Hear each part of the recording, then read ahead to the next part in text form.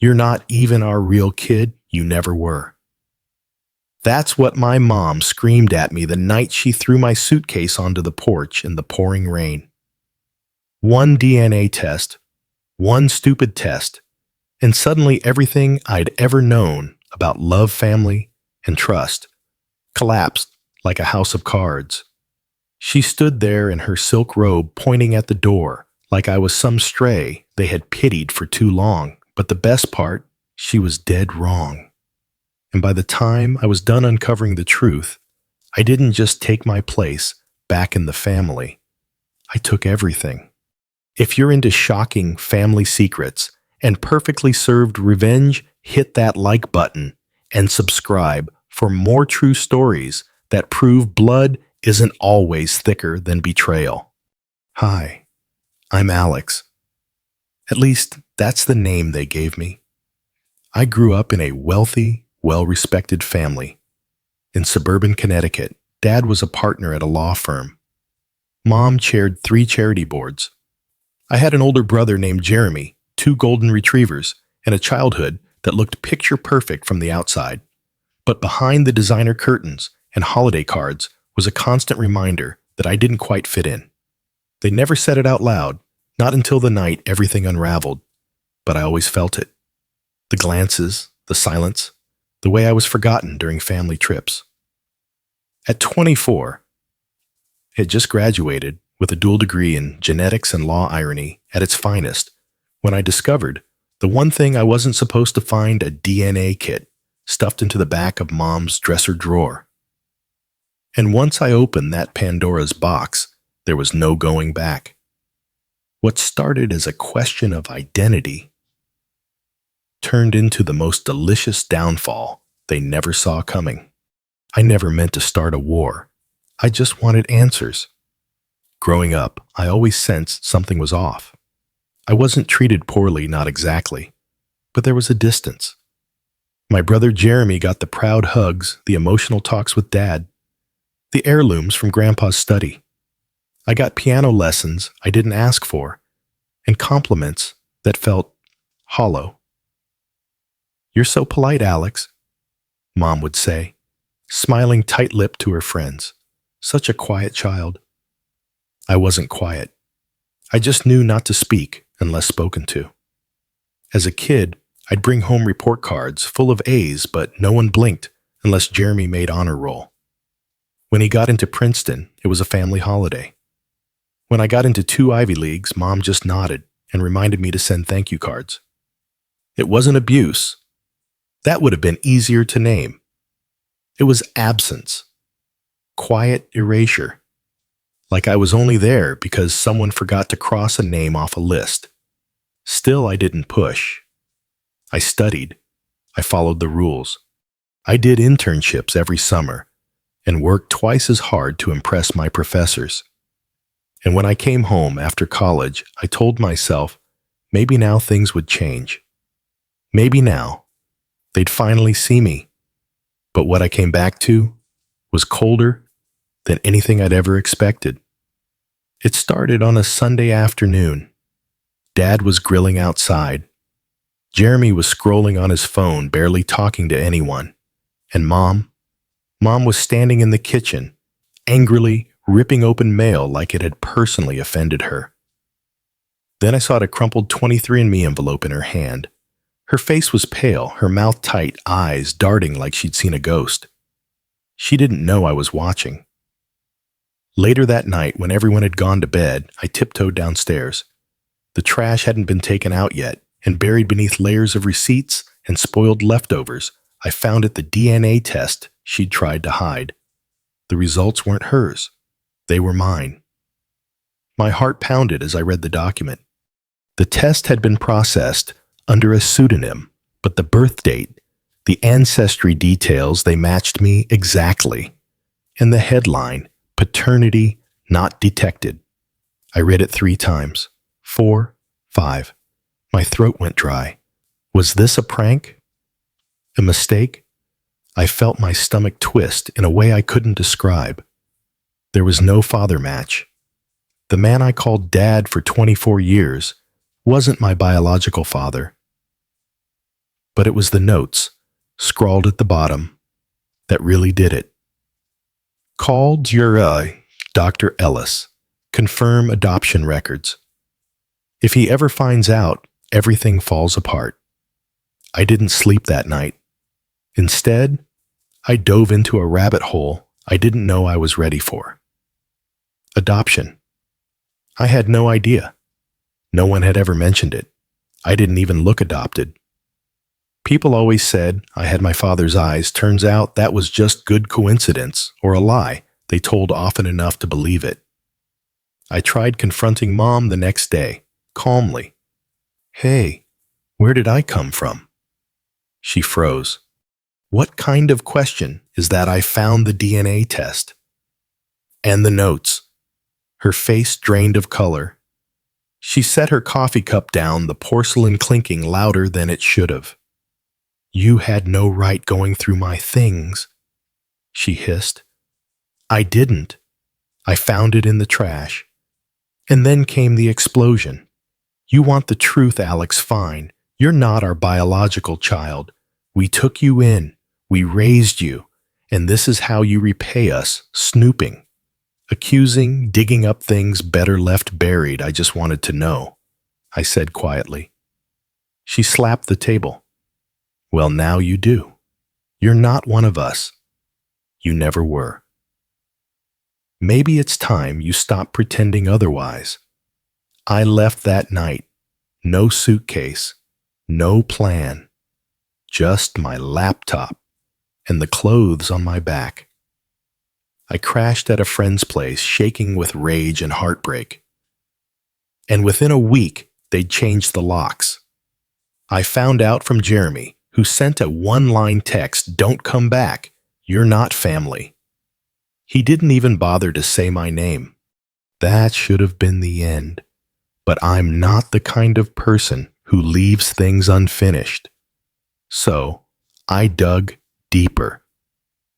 If I wasn't their biological child, where had I come from? Why did they take me in? And why were they so desperate to bury the truth? What I found next didn't just change my life. It shattered everything they'd built. And it was all thanks to one piece of paper buried in a county records archive, one legal document they'd never meant for me to see. A will. Not theirs, but someone else's. Someone whose last name matched mine and wasn't theirs. I never expected to find the name Miriam Calder buried in probate court files. She wasn't in any family album, not on our Christmas cards, not someone my parents, or rather the people who raised me, ever mentioned. But there she was, dead at 54, no spouse, no children listed, just one heir, Alexander Calder. My name? My real name. The will, dated 25 years ago, left her entire estate to my biological son, Alexander, placed in temporary guardianship until legal adoption can be finalized. Temporary guardianship. Legal adoption. But nothing had ever been finalized, and that made all the difference. I brought the documents to a law school mentor, Professor Diaz. She'd practiced family law for decades before teaching and knew how to read through the lines. She examined the pages carefully, her brow furrowed. This guardianship was never converted into a full adoption, she said. That's a big deal, Alex. Why? Because legally, you're not their child. And more importantly, you're not subject to any will or inheritance restriction they might have put in place. She looked up, eyes gleaming with cautious fire. You were supposed to inherit this. She pointed to a line in the will that made my stomach flip. All financial accounts, property holdings, and intellectual royalties from the Calder estate shall be transferred to Alexander upon his 25th birthday, or sooner if found. I was 24 and a half, Back then, I had no idea what property, holdings, or royalties really meant. I assumed maybe an old house or a small trust fund. I was wrong. Miriam Calder had been a quiet powerhouse in publishing. She'd ghostwritten 6 New York Times bestsellers, bought land in upstate New York before it turned into a vacation haven, and invested early in a medical patent with quarterly royalties that would make most tech CEOs blink. Her estate was worth nearly $14.7 million, and every penny of it had been sitting in limbo under the stewardship of a small private legal firm that had been trying and failing to locate her biological son. Me. That's when it clicked. The people who raised me hadn't just taken me in. They'd hidden the truth. They weren't just ashamed that I wasn't biologically theirs. They were terrified that I'd find out who I really was and take back what rightfully belonged to me. Because here's the kicker, my parents had full knowledge of the Calder estate. They had been receiving monthly caretaker stipends under the table, money meant for my health education and well-being. Money they spent on golf clubs, trips to Tuscany, and private tutors for Jeremy. I got hand-me-down laptops and community service hours. They'd milked the system, and they had kept me poor in spirit and in bank account to make sure I never had the confidence to dig deeper. So I did what any wronged law grad would do. I filed a motion to transfer the estate to its rightful heir, me. The lawyers were stunned when I walked into their Manhattan office ID in hand, DNA results court paperwork, and Miriam's will in a clean white binder. "We thought you were dead," one of them whispered. "No," I said, "just hidden." A month later, it was official. I became the sole beneficiary of the Calder estate. I moved into Miriam's restored brownstone in Brooklyn Heights, my name, finally mine, printed on deeds and documents that couldn't be erased. But I wasn't done. Because they were still out there, Mom and Dad living as if they'd gotten away with it. I had money now, but that wasn't the win I wanted. What I wanted was recognition and retribution. So I invited them to dinner. I sent a handwritten invitation to their mailbox, the same house I had been kicked out of months earlier. It read, "Let's talk. You owe me that much. Alex." They came. Of course they did. Curiosity is a powerful drug. They showed up at my new home, dressed in their finest, trying to act composed. Jeremy came too smirking, like the smug jerk he'd always been. "I see you've landed on your feet," Mom said, as she walked into the foyer, eyes scanning the art on the walls. "Oh, this," I replied, gesturing to an original Rothko print. "It's part of the estate. You know, the one you tried to hide." Her face stiffened. Dad cleared his throat. Jeremy just looked confused. We sat down. I had catered the whole thing. Wine, charcuterie, silence. Then I dropped the binder onto the table. It made a loud, satisfying thud. "Do you know what this is?" I asked. Mom didn't touch it, but her eyes gave her away. "You've been receiving money in my name for over 2 decades. Money that was meant to support me. You used it to send him to Switzerland while I worked minimum wage jobs to buy textbooks." Dad finally spoke. It wasn't like that I cut him off. It was exactly like that. I slid over a notarized repayment demand for the full amount of misused stipends, just under $400,000. Their mouths dropped. "Don't worry," I said calmly. "I'm not suing. I'm donating it under Miriam's name to a scholarship fund. You'll just get a nice letter from the IRS about the tax implications." They left without dessert, but that night I finally slept without grinding my teeth. because I wasn't the outsider anymore. They were. And the best part, I hadn't taken revenge with rage. I'd done it with truth. And truth, like DNA, doesn't lie. I thought the dinner confrontation would be the end of it. But people like my parents don't back down. They regroup, they plot, and they don't handle being exposed. 3 days after the dinner, I got served. A lawsuit. Petition to freeze inheritance disbursement, pending fraud review. They were accusing me of fraud, claiming I manipulated the DNA results, falsified the will, and conspired to steal Miriam Calder's estate. The irony was so thick I could have choked on it.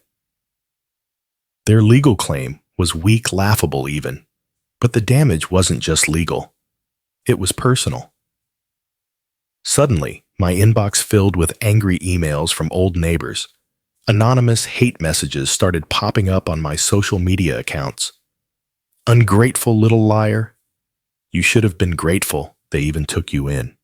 One message stood out. You're lucky they didn't leave you in a dumpster. You don't deserve a dime. That one broke something in me.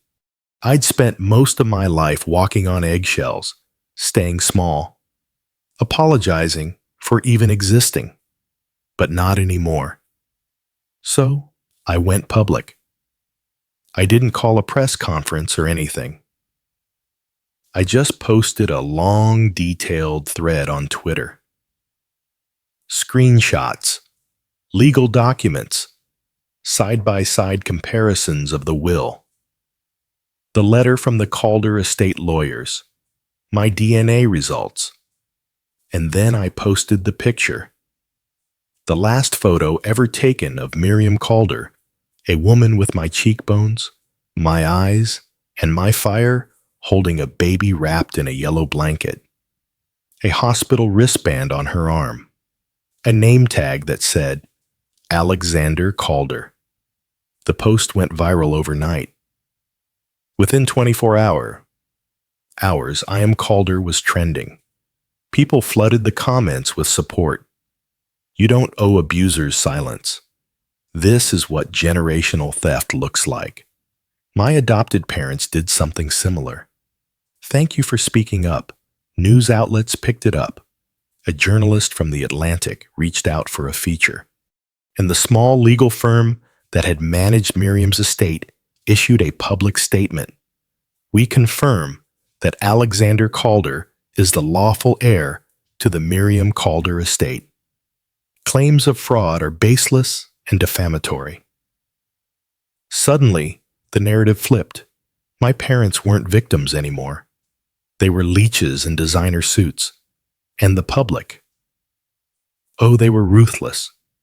But that's when the real bomb dropped. An anonymous email came to my law school inbox. Subject line: You're not the only one. The message was brief. Just a name, a phone number, and a scanned page of an old hospital discharge record. It listed Miriam Calder as the mother, and 2 newborns, twins. I stared at that screen like it was glitching. Twins me, and who I called the number. A woman picked up. Her voice was cautious but warm. Alex, I didn't know what to say. My throat tightened. Is this real? Yes, she said softly. My name is Aaron. I've been looking for you my whole life. We talked for 6 hours that night. She had been adopted by a family in Oregon. Unlike me, she had always known she was adopted, but she never got answers. When she turned 25, she started digging and eventually traced her birth mother to Miriam Calder.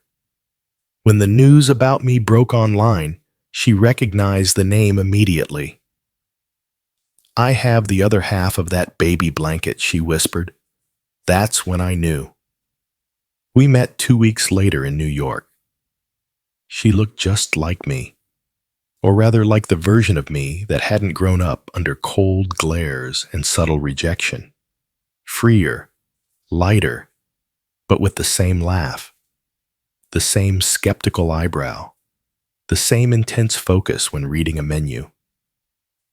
Sitting across from her, I didn't feel alone for the first time in my life, and we made a decision. If they wanted to drag this through court, we'd give them the show of their lives. We amended my case to include Erin petitioning for her to be officially recognized as a co-heir. The estate had enough for both of us. But the bigger goal: to expose everything in a courtroom where truth matters. During discovery, our legal team subpoenaed 25 years' worth of financial records, including the caretaker stipends Mom and Dad had collected. They'd lied on forms, claimed I had special needs, exaggerated medical expenses, and even reported tutoring services that never happened. They hadn't just stolen from me. They'd defrauded the state and the Calder estate. And now there was a paper trail. The trial was set for the fall. But as the date approached, something shifted. Their lawyer, a polished man in a $2,000 suit with no soul in his eyes, requested a closed-door mediation. They didn't want this public. Too late. Erin and I showed up with folders, videos, and receipts. Mom looked like a ghost. Her lips were drawn tight. Dad kept glancing at the exits. Jeremy didn't show up at all. We laid out everything. Every transaction. Every lie. Every forged signature. Even a voice recording of Mom laughing on the phone about how easy it is to play foster hero when the real kid never asks questions. When we were done, the room was silent. Then I said the one thing I'd rehearsed for months. You taught me that family is earned, not owed. Well, I earned this, and you owe everything. They settled that day. No lawsuit, no appeal, just silence. An assigned agreement relinquishing all claims to the Calder estate. Erin and I walked out of that mediation with our heads held high, not just with money, but with freedom. We had our names back, our story, and a future they could never touch. After the mediation, there was no dramatic courtroom moment, no breaking news alert, no viral courtroom video, just paperwork. Cold, clinical final. But sometimes justice doesn't roar. Sometimes it just signs its name, slides the documents across the table, and quietly walks out the door. We had won. But I didn't feel victorious, not yet. I felt unburdened, like I had taken off a coat I never realized was suffocating me. Erin and I spent the next few days holed up in the Brooklyn brownstone, going through everything Miriam had left behind. Her journals, letters, manuscripts, boxes filled with unfinished novels and annotated drafts from famous books she'd helped ghostwrite.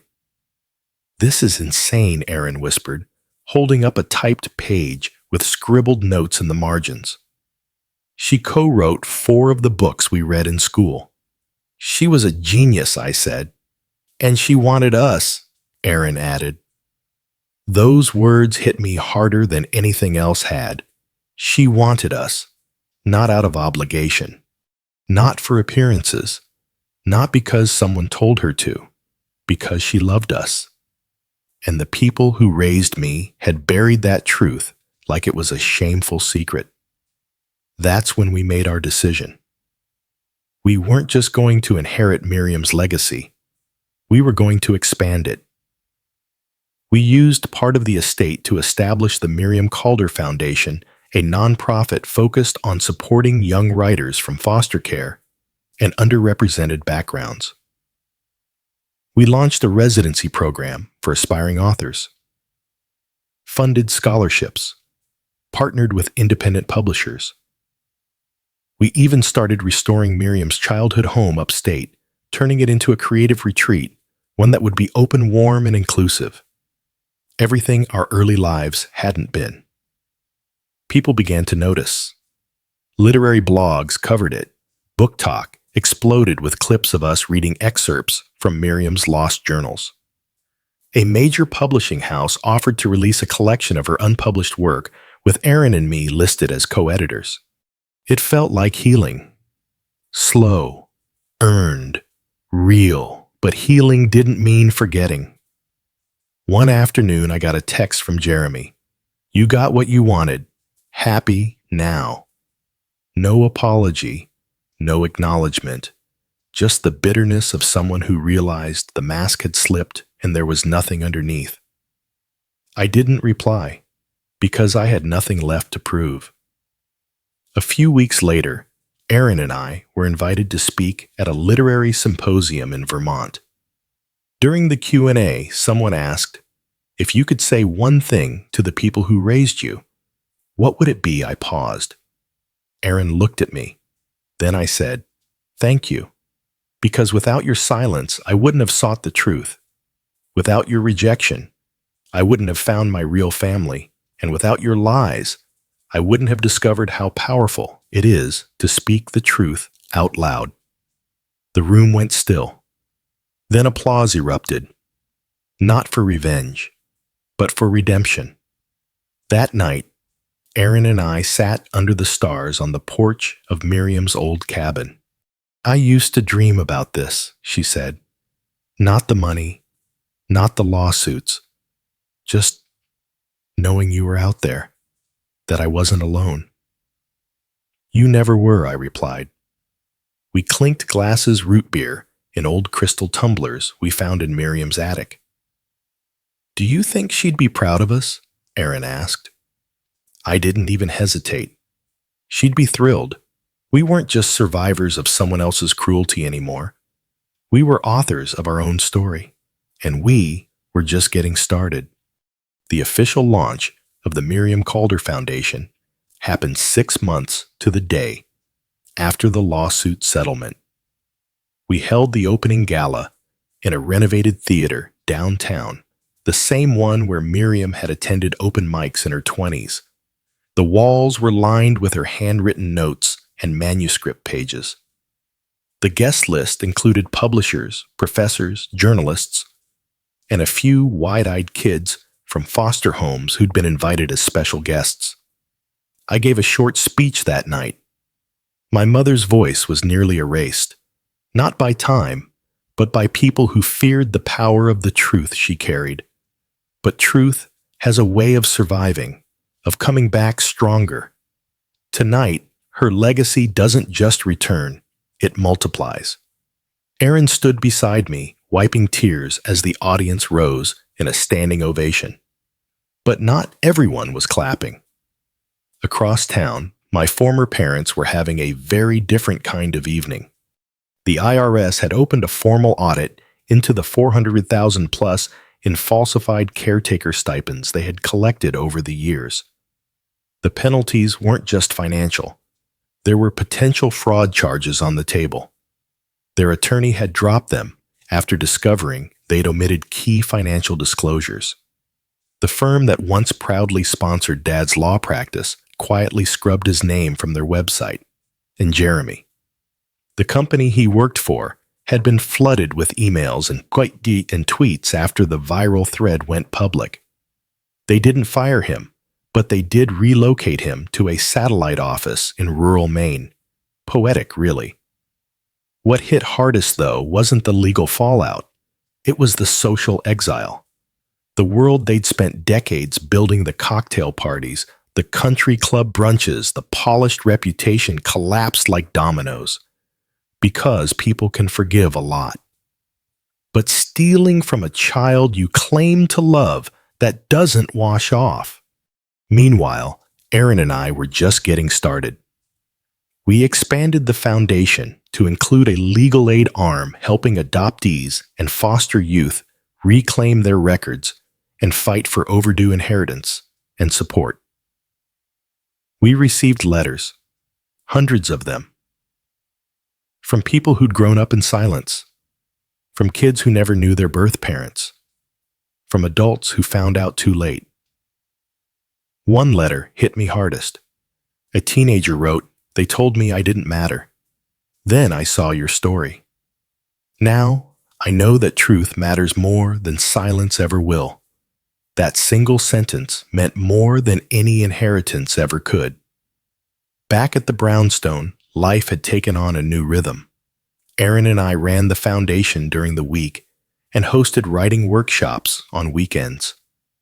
I finished my bar exam passed on the first try and began offering pro bono legal work for estate recovery cases.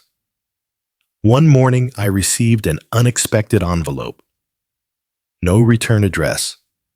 Inside was a handwritten letter on thick, expensive stationery. "Alex, I know you'll never forgive us. I don't expect it. But I wanted you to know. We were told you were unclaimed, that no one wanted you. We didn't just lie to you. We lied to ourselves, and now we live with that. I hope you live well.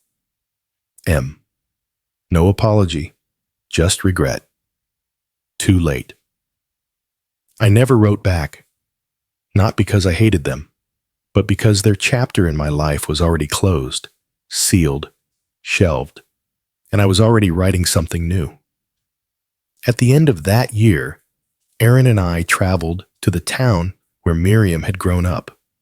We visited her old high school, donated a collection of her books to the library, and unveiled a new plaque on the main campus hall. It read, "In honor of Miriam Calder, mother writer visionary, a voice that could not be silenced, a legacy that could not be stolen." We stood there in the fading autumn light, side by side, our shadows long on the grass. I used to think I had no roots, I told Aaron, that I was floating. "You weren't," she said. "You just hadn't landed yet." She was right. I had landed, not in the arms of the people who raised me out of duty or shame, but in the truth, in legacy, in choice. And for the first time in my life, I knew exactly who I was. A year after everything unfolded, the DNA test, the lawsuit, the viral storm, the truth, I sat alone on the balcony of the brownstone Miriam left me. It was quiet. No lawyers, no cameras, no courtrooms, just a notebook. In my lap, a pen in my hand, and the steady rhythm of the city below. I was writing again, not for defense, not for proof, just to breathe. I looked up at the stars and imagined her Miriam, somewhere beyond, smiling at how messy and beautiful the truth had turned out to be. I used to think that family was about blood. Then I thought it was about shared history. Now I know that family is about intention, about the people who choose you, who show up, who tell you the truth even when it hurts, and stand by you anyway. Aaron is my family. Miriam is my family. And oddly, so is every kid who's ever been told they didn't belong, who grew up thinking their story didn't matter because someone else erased the first chapter. You matter. Your story matters. Even if it was buried, even if they tried to burn the pages. As for the people who kicked me out, lied to my face, and tried to profit off my silence, I don't hate them anymore. I've outgrown the need to. Because forgiveness isn't about letting them off the hook. It's about putting the hook down and walking away free. So, here's my question to you. Have you ever had to reclaim a truth someone tried to bury? Did you ever stand alone only to realize later you were never alone at all? Tell me in the comments. I'd love to hear your story. And if this story moved you, helped you, or reminded you that healing is possible, hit that like button, subscribe, and share it with someone who needs to remember. Sometimes your real family isn't the one you're born into. It's the one that rises when the truth does. Thank you for listening. And never forget, you are not lost. You are just becoming found.